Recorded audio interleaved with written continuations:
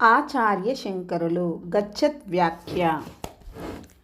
గౌడపాదాచార్యులు. గౌడపాదులు దక్షిణ భారతదేశ నివాసి. తన జీవితంలో ఏదో గొప్ప పని చేయాలని, అందరి మన్ననలు పొందాలని అతనికి కోరిక. బాల్యావస్థలోనే అనేక గురుకులాలను చూసి సంతృప్తి లేనివాడై చిట్ట చివరకు పతాంజలి మహర్షి ఆశ్రమానికి చేరాడు. పతాంజలి మహర్షి వ్యాకరణ శాస్త్రంలో ఉద్దండ పండితుడు. సాక్షాత్ ఆదిశేషు యొక్క అవతారంగా పండితులు భావించి ఆయనను గౌరవిస్తూ ఉండేవారు. పాణిని మహర్షి వ్రాసిన సూత్రాలను ఆయన భాష్యం వ్రాసారు. ఇది వ్యాకరణ శాస్త్రానికి సంబంధించిన గ్రంథం. భాష్యమనగా వ్యాఖ్యానం అని అర్థం. అన్ని శాస్త్రాలకు అన్ని రకములైన భాష్యాలున్నాయి, కానీ పతాంజలి వ్రాసిన భాష్యంనకే మహాభాష్యం అని పేరు. మరి ఏ ఇతర భాష్యాలకు మహత్ శబ్దాన్ని వాడకూడదు. అట్టి పతాంజలి మహర్షి ఆశ్రమంలో వ్యాకరణాది శాస్త్రాలు చదువుతూ కొద్ది కాలానికే పతాంజలి మహర్షికి అభిమాన శిష్యుడయ్యాడు గౌడపాదులు. పతాంజలి మహర్షి యొక్క గురుకులం దేశ విదేశంలో ఎంతో సుప్రసిద్ధమైనది. అందువలన కొన్ని వేల మంది విద్యార్థులు అచట ఎల్లవేళలా పాఠాలు చదువుతూ ఉండేవారు. రాను రాను ఆశ్రమ పాఠశాలల్లో విద్యార్థుల సంఖ్య బాగా పెరిగిపోయింది. అంతమంది విద్యార్థులని ఒకచోట కూర్చుండబెట్టి పాఠాలు చెప్పటం గురువులకు కష్టమైపోతుంది. అట్టి సమస్యను నివారించుటకై పతాంజలి మహర్షి శబ్దశక్తితో నడుచు ఒక యంత్రాన్ని నిర్మించాడు. అది చాలా ప్రమాదకరమైనదని, దాన్ని ఎవ్వరూ తాకరాదని విద్యార్థులకు నిషేధాజ్ఞలు విధించాడు. ఆ యంత్ర సహకారంతో ఏకకాలంలో సుమారు 1000 మంది విద్యార్థులకు పాఠాలు బోధించడం సులభమైంది. దానిని పతాంజలి మహర్షి మాత్రమే ఉపయోగించేవారు. ఆయన అందుబాటు లేని సమయంలో గౌడపాదుల వారు మాత్రమే యంత్రాన్ని సంరక్షిస్తూ విద్యార్థులకు బోధించేవారు. ఒకానొక రోజున ముఖ్యమైన పని మీద పతాంజలి మహర్షి ప్రక్క గ్రామానికి వెళ్ళారు. ఆయన లేని సమయాన గురుకుల బాధ్యతలను తన ప్రధాన శిష్యుడైన గౌడపాదుల వారికి అప్పగించాడు. గౌడపాదులు విద్యార్థులందరికీ పాఠాలు బోధించి విశాలమైన చెట్టు నీడలో క్షణకాలం విశ్రాంతి తీసుకుంటున్నాడు. ఆ సమయాన దుడుకు స్వభావం గల ఒక విద్యార్థి శబ్దయంత్రం దగ్గరికి వచ్చి దానిని చేతితో తాకుచూ చేయి పెట్టకూడని స్థలంలో తన చేతితో ఏదో 1 మీటర్ నొక్కాడు.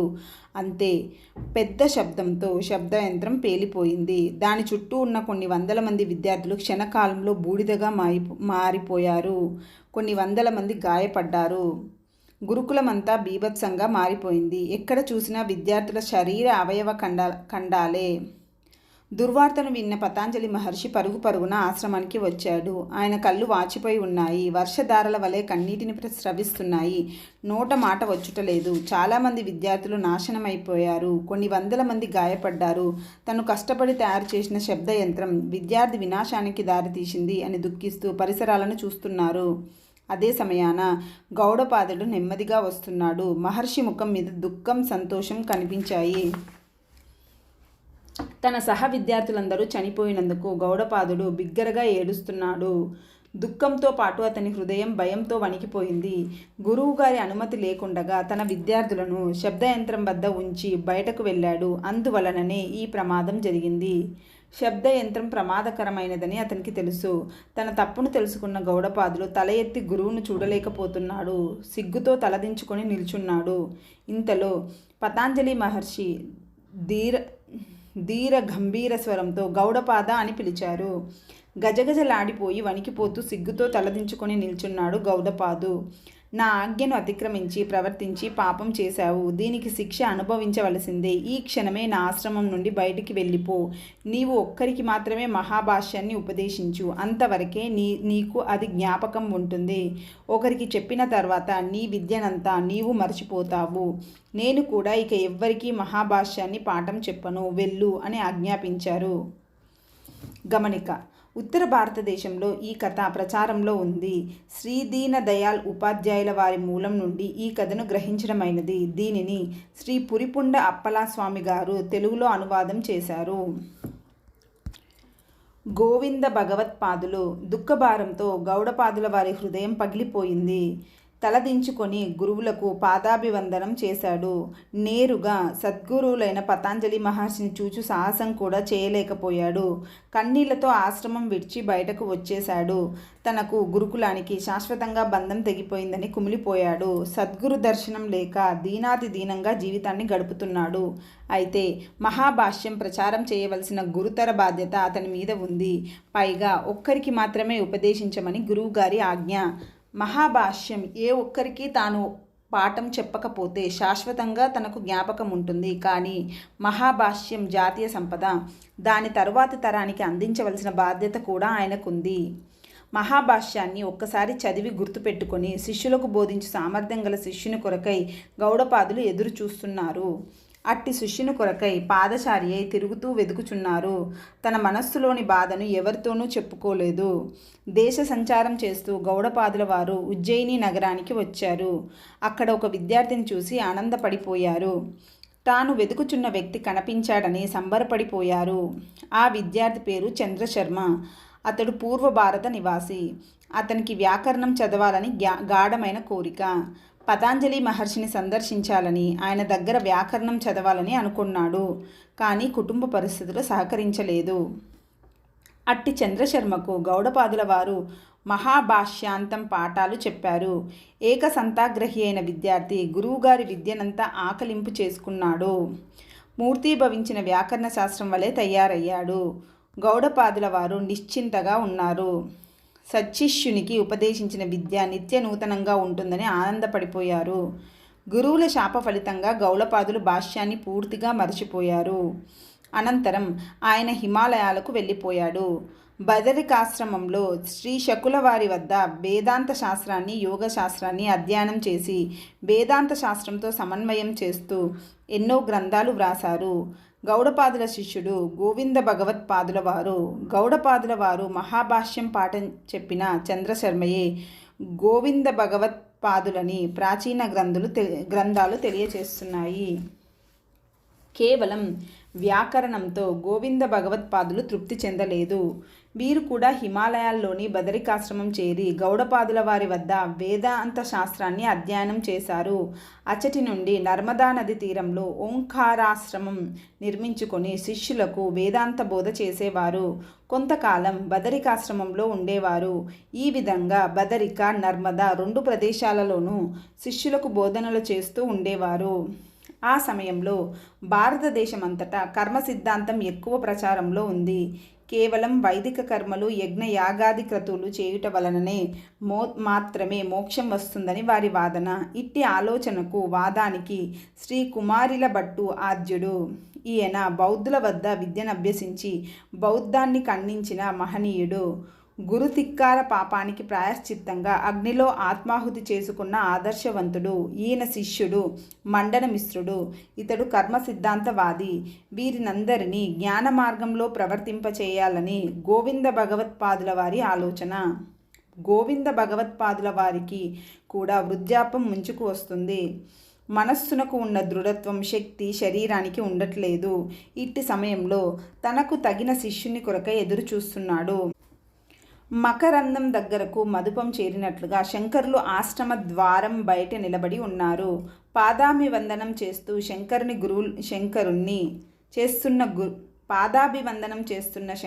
గురువులు చూశారు. మూర్తీభవించిన వైరాగ్యం వలె, ఆకారం దాల్చిన విద్యల వలె ఉన్న బాలాశంకర్ని చూసి తాను వెదుకుచున్న విద్యార్థి లభించాడని ఆనందించారు. వాత్సల్యంతో ఆశ్రమం లోపల నుండి నాయనా నీవు ఎవరు అని ప్రశ్నించారు. శివోహం. సద్గురుదేవులైన గోవింద భగవత్పాదులు తనతో మాట్లాడినందులకు శంకరుడు ఉబ్బి తబ్బిబ్బైపోయాడు. కరుణా సముద్రంలో మునిగిపోతున్న వాడి వలె ఉక్కిరి బిక్కిరి అయిపోతున్నాడు. గురుదేవుల ప్రశ్న చెవులలో మారు మ్రోగుతుంది. ఇది మామూలు ప్రశ్న కాదు. తనలోని శక్తి సామర్థ్యాలు ఏ పాటివో తెలుసుకొనుటకు గురుదేవులు పెట్టిన పరీక్ష అనుకున్నాడు. అందువలన సామాన్య మానవుని వలె గురువుల వద్ద తాను మాట్లాడకూడదు అనుకున్నాడు. గురువుల ప్రశ్నకు శాస్త్రీయమైన సమాధానం తెలియజేయాలి అనుకున్నాడు. సామాన్యంగా ఏదైనా ప్రశ్నకు అవును కాదు అని సమాధానం ఉంటుంది. కానీ కొన్ని ప్రశ్నలకు కాదు అను సమాధానమే శ్రేయోదాయకంగా ఉంటుంది. ముఖ్యంగా వేదాంత శాస్త్రంలో నేతి వాక్యాలతో పరబ్రహ్మను గుర్తిస్తారు. అదేవిధంగా గురువులడిగిన నీవెవరు అను ప్రశ్నకు తాను ఏది కాదో శంకరులు తెలియజేస్తున్నారు. గురుదేవుల కంఠస్వరం చెవిపడిన వెంటనే శంకరునిలోని భావాలన్నీ నశించిపోయాయి. మిగిలింది ఆత్మతత్వం మాత్రమే. అట్టి సత్యాన్నే గురువులకు విన్నపం చేసుకుంటున్నారు. స్వామి, నా స్వరూపాన్ని నివేదిస్తూ నేనెవరినో మనవి చేస్తున్నాను. పర్వతాది ఆకారాలుగా మారిన భూమిని నేను కాను. సముదాయాది రూపములు గల నీటిని నేను కాను. అంతటా వ్యాపించి వీచు స్వభావం గల గాలిని కాదు. భూమి మొదలగు పంచభూతములు జడములు అగుటచే అవి ఒకదానిచో మరి ఒకటి తెలుసుకొనలేవు. తనను తానుగా కూడా తెలుసుకొనలేవు. అవి నా చేత తెలియబడుచున్నవి చిన్నవి కనుక నేను దృశ్యమును కాను. దృక్రూపమైన ఆత్మగా నేనున్నాను. పైన తెలియచేసిన పంచభూతములు నేను కాదు. వాటి యొక్క గుణములు నేను కాదు. ఇంద్రియాలు నేను కాదు అని చెప్పుటచే చార్వాకుల సిద్ధాంతమైన దేహాత్మవాదమును శంకరులు ఖండించి గురుదేవులకు సంతోషాన్ని కలిగించారు. నేను ఆకాశంను కాను అని చెప్పుటచే శూన్యవాదాన్ని నిరాకరించారు. నేను ఆకాశం వలె శూన్యుణ్ణి కాను, అట్టి శూన్యంను తెలియజేయువాడును అని భావం. ఎందువలననగా ఆత్మ శూన్యమైనది కాదు. అస్థిత్యే ఓపలబ్ధవ్య అను శృతి వాక్యము కూడా దీనికి ప్రమాణముగా నున్నది. నిత్య సత్యమైన ఆత్మయే లేకపోయినచో అధిష్టాన వస్తువే లేకపోవలసి వస్తుంది. జీవుడు జన్మాంతర సంస్కారాదులచే స్తన్యపానాదులు చేస్తున్నాడు. అందువలన శూన్యవాదం సర్వసమ్మతం కాదు.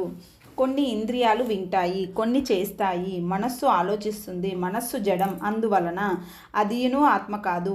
వినువాడు చూచువాడు చెవుల కంటే కన్నుల కంటే వేరుగా ఉంటాడు. అందువలన ఇంద్రియ సంఘాత ఆత్మవాదం కూడా నిరాకరించారు. ఆత్మ నిర్వికారము, నాశరహితము. ఇంద్రియాలన్నీ నాశనమైనప్పటికీ ఆత్మ నాశనం అవ్వదు. ఈ విధంగా ఆలోచిస్తే ఇంతవరకు ప్రచారంలో ఉన్న సిద్ధాంతాలన్నీ దోషభూయిష్టాలే. అద్వైతం ఒక్కటియే దోషం లేనిది. వేదం అంగీకరించిన సిద్ధాంతం మొత్తం నశించిన నిత్యంగా ఉండేది, అవ్యయమైనది, సచ్చిదానంద స్వరూపం మాత్రమే. కర్తృత్వ భోక్తృత్వాలు లేనిది అయిన పరబ్రహ్మ స్వరూపమే తానని శంకరులు చెప్పుకొనుచున్నాడు.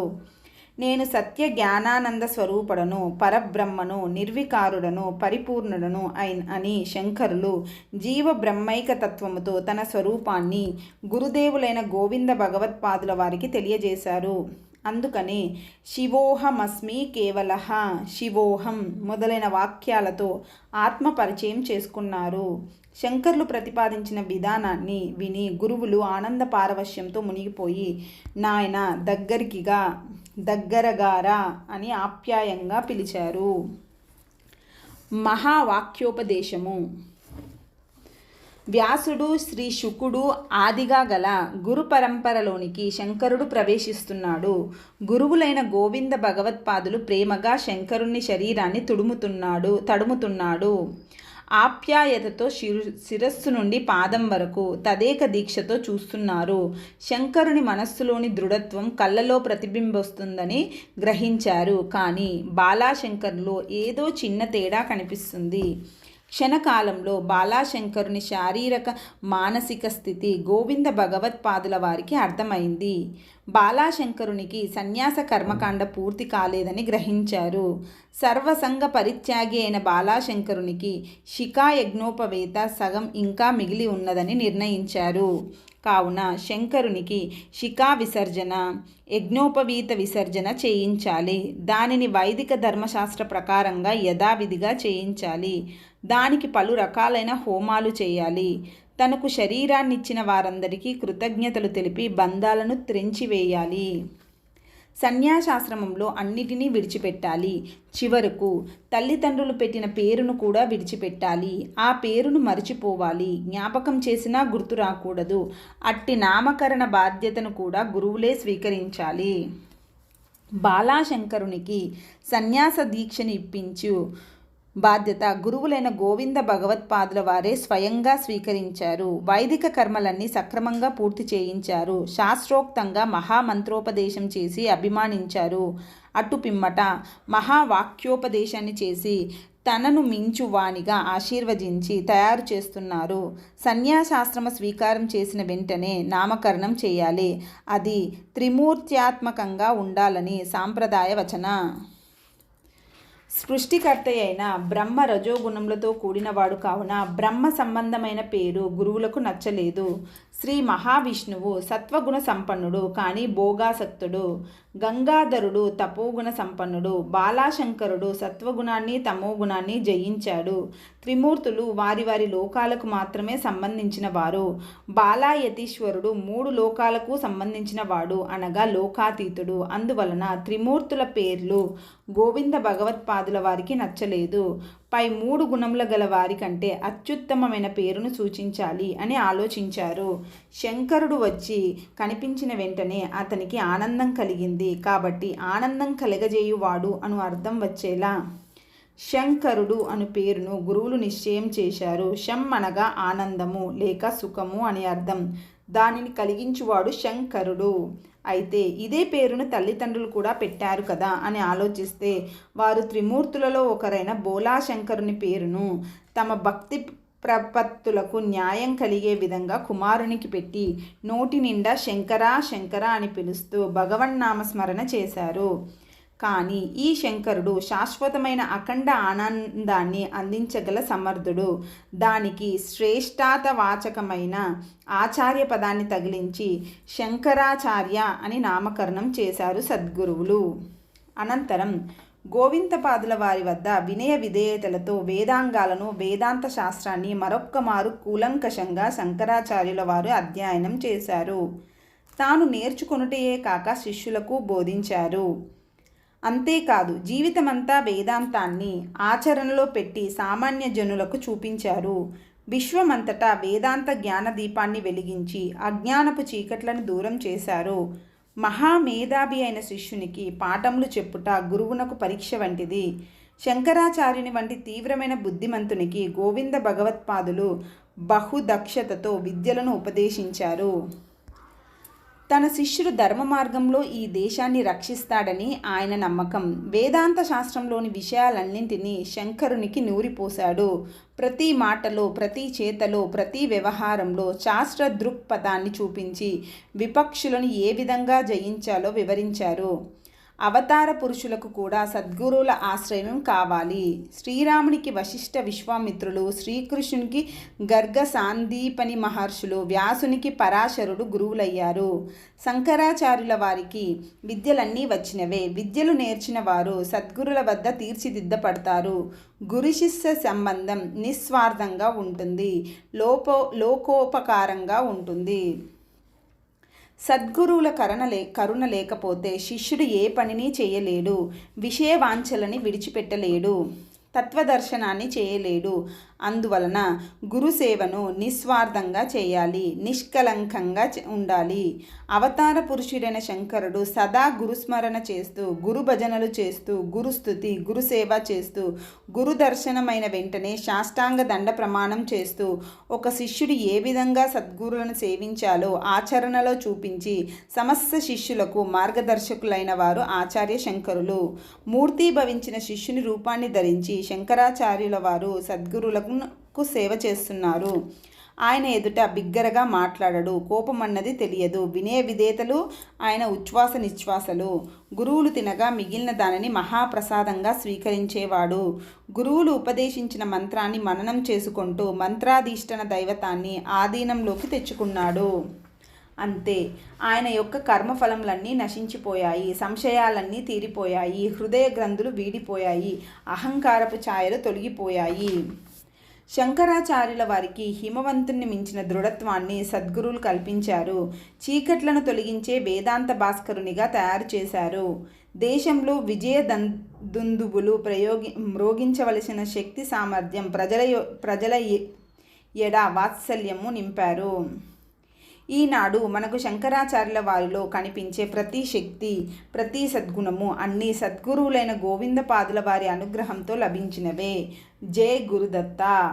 సద్గురువులైన గోవిందపాదులు, గోవింద భగవత్పాదులు తన శిష్యుడైన శంకరాచార్యుల వారిని అద్వైత మత స్థాపకునిగా సర్వసన్నద్ధం చేశారు. తన సిద్ధాంతాన్ని అందరికీ వినిపించాలి, వారి చేత ఆలోచింపచేసి ఆమోదింపచేయాలి. పండితులందరూ వేరువేరు మార్గాల్లో పయనిస్తూ దానినే సత్యమని నమ్ముతున్నారు. అట్టి పండితులను తన శాస్త్రవాద పటిమతో మంత్రముగ్ధులను చేసి తన మార్గంలోకి తీసుకొని రావాలి. అంతేకాదు వారి చేత ప్రచారం కూడా చేయించాలి. దీనికి కావలసినంత బుద్ధి సంపద భగవంతుడు శంకరాచార్యుల వారికి అనుగ్రహించాడు. ఇక వారికి దైవబలం, మంత్రబలం, గురుబలం కావాలి. దానికి తగినట్లుగా మంత్రోపదేశం చేశారు. అనంతరం మహావాక్యాన్ని కూడా ఉపదేశించారు.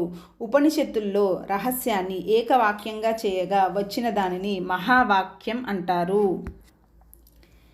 కరుణాపూర్ణ హృదయులైన గోవింద భగవత్పాదుల వారు తమ శిష్యునికి ఉపనిషత్తుల సారమైన 4 మహావాక్యాలను ఉపదేశించారు. ప్రజ్ఞానం బ్రహ్మ, లక్షణ వాక్యం ఋగ్వేదం ఐతరేయోపనిషత్, అహం బ్రహ్మస్మి అనుభవాక్యం యజుర్వేదం బృహదారణ్య ఉపనిషత్, తత్వమసి ఉపదేశవాక్యం సామవేదం ఛాందోగ్యోపనిషత్, అయమాత్మా బ్రహ్మ సాక్షాత్కర వాక్యం అథర్వేదం మాండుక్య ఉపనిషత్. శంకరాచార్యుల వారు గురుముఖంగా మహావాక్యోపదేశాన్ని పొందిన వెంటనే బ్రహ్మసూత్రాల యొక్క యథార్థ తత్వం వెంటనే ఆయనకు స్ఫురించింది. వ్యాస మహర్షి విరచితమైన బ్రహ్మసూత్రార్థములని మనోఫలకం మీద నిలిచాయి. బ్రహ్మసూత్రంలోని వివాదాస్పద విషయములన్నింటికీ సమగ్రమైన రూపాన్ని ఇచ్చారు. సహజ సుందరుడైన బాలాశంకరుడు నేడు శంకరాచార్య తీంద్రునిగా అందరికీ ఆదర్శప్రాయంగా ఉన్నాడు. తెల్లని శరీరకాంతితో ప్రకాశించు శంకరుడు కాషాయాన్ని ధరించిన తర్వాత సాయంకాల సమయంలో ఎర్రని మేఘంతో ఆవరింపబడిన హిమవత్ పర్వతం వలె కనిపిస్తున్నారు. అంతేకాదు గజాసుర సంహారి అయిన మహేశ్వరుని వలె కనిపిస్తున్నారు. గజాసుర సంహారం చేసిన పరమేశ్వరుడు గజాచర్మాన్ని ధరించినట్లుగా శంకరాచార్యుల వారు కాషాయాన్ని ధరించారని శంకర విజయ కావ్యం అత్యంత మనోహరంగా వర్ణించింది. త్రిపురాసుర సంహారం గావించిన పరమేశ్వరుని కంటే అష్టపురములను జయించిన శంకరాచార్యుల వారే ఉత్తముడని కీర్తించింది. బాహ్య రూపంలో కనిపించు 3 పట్టణములనేటి రాక్షసులను సంహరించిన వాడు పరమేశ్వరుడు. త్రిపురములనగా స్థూల సూక్ష్మ కారణ దేహములను కూడా గ్రహించవచ్చు. త్రిపురములను జయించుటకు పరమేశ్వరుడు సమస్త దేవతల యొక్క శక్తులను ఆయుధాలుగా గ్రహించాడు. ధనస్సు ధరించాడు. త్రిపురదాహి అయిన పరమేశ్వరునికి స్వర్గమయమైన మహామేరు పర్వతమే ధనస్సు. శ్రీ మహావిష్ణువే బాణము, సూర్యచంద్రులే రథచక్రములు, భూమియే రథము. ఇంతటి వస్తు సామాగ్రిని పరమేశ్వరుడు సహాయంగా స్వీకరించాడు. కానీ శంకరాచార్యుల వారు అష్టపురములను జయించారు. అనగా మొదటిది ప్రాణపంచకం, రెండవది కర్మేంద్రియ పంచకం, మూడవది జ్ఞానేంద్రియ పంచకం, నాలుగవది అంతురంగ చతుష్టయం, తరువాతది అవిద్య, కామం, కర్మ, వాసనలు అను 8 శరీరములను అవలీలగా జయించారు. కావున ఈ శంకరుడు కైలాసనాథుని కంటే అన్ని విధాలుగా ఉన్నతుడని శంకర విజయం కీర్తించింది. తెలుసుకోవలసినవి చాలా ఉన్నాయి. జీవితకాలం చాలా తక్కువ. పైగా ఇందులో అనేక విజ్ఞాలు. అందువలన సారభూతమైన దానిని ముందుగా తెలుసుకోవాలి. నీటితో కలిపిన పాలను హంస ఏ విధంగా పాలను మాత్రమే త్రాగి నీటిని విడిచిపెడుతుందో సాధకులు కూడా వేదాంత శాస్త్రాన్ని సాధ్యమైనంత తొందరలో అభ్యసించాలి. జయ గురుదత్త. 10-12 సంవత్సరాల వయసులోనికి శంకరాచార్యుల వారు ప్రవేశిస్తున్నారు. బాల్యావస్థ దాటింది. సమాజంలోని మంచి చెడులు తెలుస్తున్నాయి. శంకరాచార్యుల వారి కీర్తి ప్రతిష్టలు, ప్రతిభా వ్యుత్పత్తులు దశ దిశాల వ్యాపించి పండిత లోకాన్ని ఆశ్చర్యపరుస్తున్నాయి. శంకరాచార్యుని చల్లని చూపులకు చెట్లు చిగురిస్తున్నాయి. చెరువులు దాహంతో పరితపిస్తున్నాయి. ఈ విధంగా లోకమంతా తమ ఆశయ సిద్ధి కొరకై ఎదురు చూస్తున్న సమయాన మేఘుడు బయలుదేరి వస్తున్నాడు. శంకరాచార్యుల వారిని చూసి ఆనందం పట్టలేక బ్రహ్మాండాలు బద్దలై బ్రద్దలయ్యే శబ్దంతో విద్యుత్ కాంతులతో బయలుదేరి వస్తున్నాడు. తన శరీరాన్ని పెంచి ఆకాశమంతా వ్యాపించాడు. అట్టహాసాలు చేస్తున్నాడు. మేఘుని గర్జనలకు సింహశార్దులాదులు కూడా భయపడి కొండ గుహల్లో దాక్కుంటున్నాయి. తుంపర్లుగా ప్రారంభమైన వర్షం ఏనుగు తొండముల వలె వస్తున్నట్లుగా మారిపోయింది. వర్షాకాల ప్రారంభ సమయంలో సద్గురువులైన గోవింద భగవత్పాదుల వారు హిమాలయ పర్వత ప్రాంతంలోని బదరికాశ్రమానికి వెళ్ళారు. గురుకుల పాఠశాల యొక్క మంచి చెర్లను నిర్వాహ బాధ్యతను శ్రీ శంకరాచార్యుల వారియే పర్యవేక్షిస్తున్నారు. వర్షాకాలపు లక్షణాలతో ఆకాశమంతా మేఘాలతో నిండిపోయింది. అహంకారంతో ఎగిరిపడుతున్న మానవుని వలె మేఘాలు తమను తాము రక్షించుకోలేకపోతున్నాయి. వెనుక ముందు ఆలోచన లేకుండగా ధారపాతంగా కురవడం ప్రారంభించాయి. పెద్ద పెద్ద ఉరుములకు చెవులు చిల్లులు పడుతున్నాయి. మెరుపుల వల్ల కళ్ళు మిరిమిట్లు గొలుపుతున్నాయి. హోరుమని శబ్దం చేస్తూ వర్షం భయంకరంగా కురుస్తుంది. ఈ విధంగా 5 రోజులు ఎడతెరిపి లేకుండగా వర్షం కురుస్తూనే ఉంది. నెమ్మదిగా గురు కటాక్షంతో లభించిన జ్ఞానం వలె నెమ్మదిగా కురిసిన వర్షంతో భూమాత సంతోషించి పంటలను అభివృద్ధి చేస్తుంది. పంటలు పెరిగితే ఉత్పాదక శక్తి పెరిగి వ్యవసాయం లోకోపకారంగా మారుతుంది. అందువలన ప్రజలందరూ సంతోషిస్తారు. కానీ పుచ్చుకొనేవాడి శక్తిని విచారించకుండా అతిగా దానమిస్తే అది దుఃఖానికి హేతువైనట్లు. ఎడతెరిపి లేకుండా అంతు లేకుండా కురుస్తున్న వర్షానికి పరిసర ప్రాంతాలు భరించలేకపోతున్నాయి. తాము దాచుకొనలేని వస్తువులన్నింటినీ వర్షపు దారాలతో తీసుకుని వెళ్ళి నర్మదలో పారవేశాయి. వర్షాధారాల సహకారంతో నర్మదా నది పరుగులు తీస్తూ ప్రవహిస్తుంది. నదికి 2 ప్రక్కలా నివసిస్తున్న మానవులకు సర్వనాశనం చేసి వేసింది. నర్మదలోని వరద వేగం క్షణక్షణానికి పెరిగిపోతుంది. ఒడ్డు మీద జీవిస్తున్న ప్రజల జీవితకాలం క్షణక్షణానికి తగ్గిపోతుంది. ప్రళయకాలమందలి పుష్కల ఆవర్తకాది మేఘాలన్నీ ఒక్కసారి భూమి మీద దిగుతున్నట్లుగా ఆకాశం భయంకరంగా కనిపిస్తుంది. ఇంతవరకు పరమశాంత స్వరూపంతో జీవరాశులన్నిటికీ జీవనం పోసిన నర్మదా ఇప్పుడు ప్రళయకాల రుద్రుని వలె తాండవం చేస్తుంది. చుట్టుపక్కల గ్రామాలు కొట్టుకుపోతున్నాయి. ఇట్టి మృత్యు తాండవంలో ధనం మీద వ్యామోహంతో స్త్రీ పురుషులు వాటి వెనక కొట్టుకొని పోతున్నారు. ఎంత ప్రయత్నించినా ప్రవాహ వేగంలో తమ ప్రాణాలు రక్షించుకోలేకపోతున్నారు. కెరటాల రూపంలో ఉన్న మృత్యువు ఒడిలో ఒదిగిపోతున్నారు. మహావృక్షాలు కొట్టుకొని పోతున్నాయి. అనేక అగ్రహారాలు నీటిలో కలిసిపోతున్నాయి.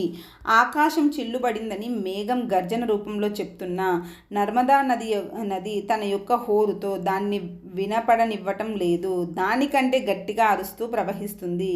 మూర్ఖుడైన మానవుని వలె మేఘాలు మృత్యువర్షాన్ని కురుస్తూనే ఉన్నాయి.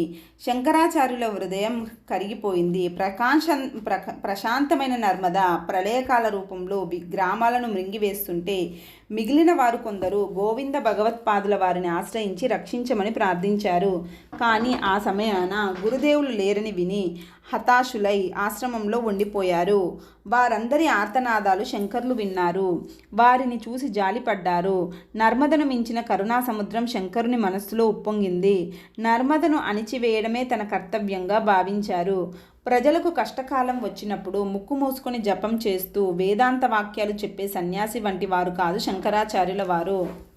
ఎక్కడో ఎవరికో కష్టం వస్తే మనకేమిటి అనుకునే సామాన్య మానవుడు కాదు శంకరుడు. పరబ్రహ్మ సాక్షాత్కారం కోసమే సన్యాసాలు ప్రయత్నించాలి. భవబంధాల కోసం అనుకునే స్వార్థపరుడు కాదు శంకరుడు. భగవంతుడు ఎక్కడో లేడని బీద ప్రజల గుండెల్లో ఉంటాడని తెలిసిన మహాజ్ఞాని శంకరాచార్యుల వారు.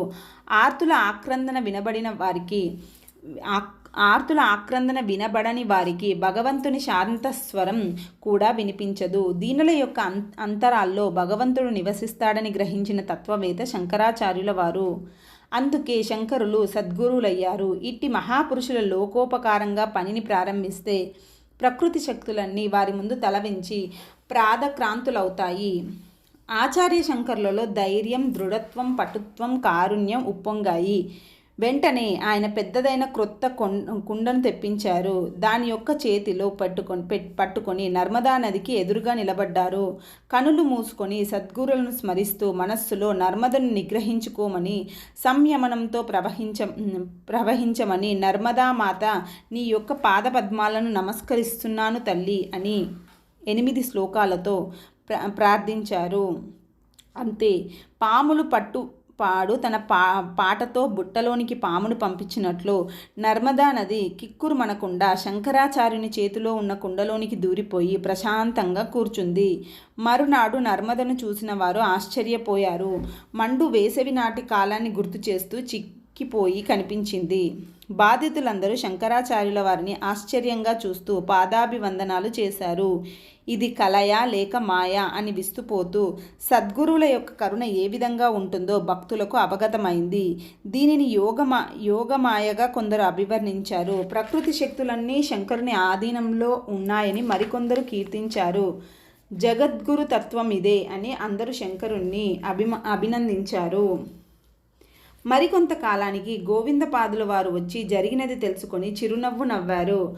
భక్తులకు ఆ నవ్వులోని ఆంతర్యం అర్థమవలేదు. శంకరుడు వినయంతో మరింత వంగిపోయాడు. సద్గురువులు కన్నులతో శంకరాచార్యుల వారిని ఆశీర్వదించారు.